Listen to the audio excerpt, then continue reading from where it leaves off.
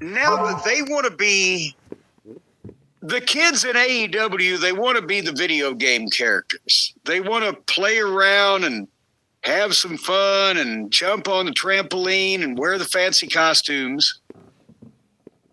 These people in the WWE now have set their sights much higher. They're the grown-up adults. They've got their eyes on Hollywood.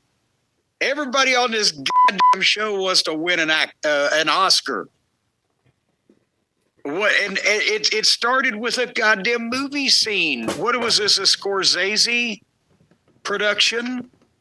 We are we in the post wrestling era? I'm just going through my notes of what any of the stars did on this wrestling program, and none of it was wrestling. That just filled it out in the middle. I'm supposed to be in a good mood, Brian. Help me. Yeah, I was just complaining about your 16-minute SmackDown review. It sounds like we may beat that today with Raw. Well, no, what are you complaining about? You weren't complaining to me. Are you talking behind my back? Or were you talking to yourself again, which is probably the safest conversation you'll have all week? Oh, come on now. I mean, there's things to talk about, but none of it.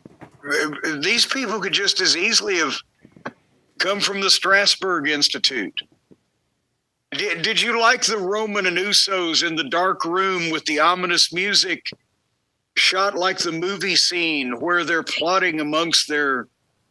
this would have had a Walter Winchell voiceover in 1959, and Robert Stack would have been in it. Late that night, in the Southside Chicago apartment of Frank Nitti, Roman Reigns' gangland enforcer. It would be Heyman in this situation. I didn't like it. Not to say that they weren't really committed to it, and obviously they put a lot of thought and time into it. But what were we supposed to believe? That these guys just had a meeting in this dark room and had the camera right in front of them? Yeah. Right in front of them, the three of them. Let's talk about all this crucial private shit involving our professional lives and make sure we do it on national television. Roman Reigns desperately wants to be an actor or at least win an Emmy for his wrestling acting.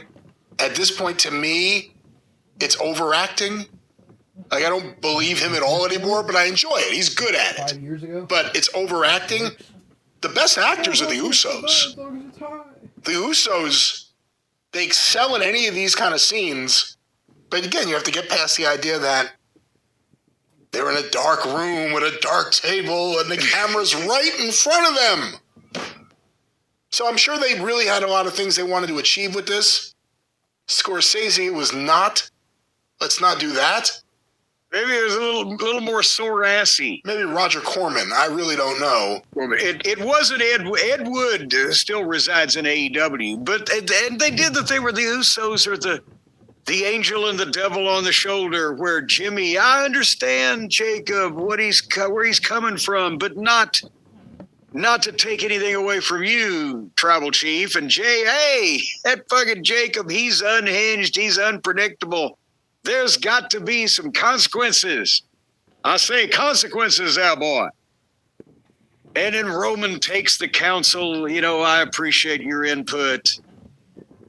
And I'm going to address this later on, and the ominous music is playing. And so then we know that, Roman has said that he's going to face-to-face with Jacob later on. So this is setting that up. Well, that's fine.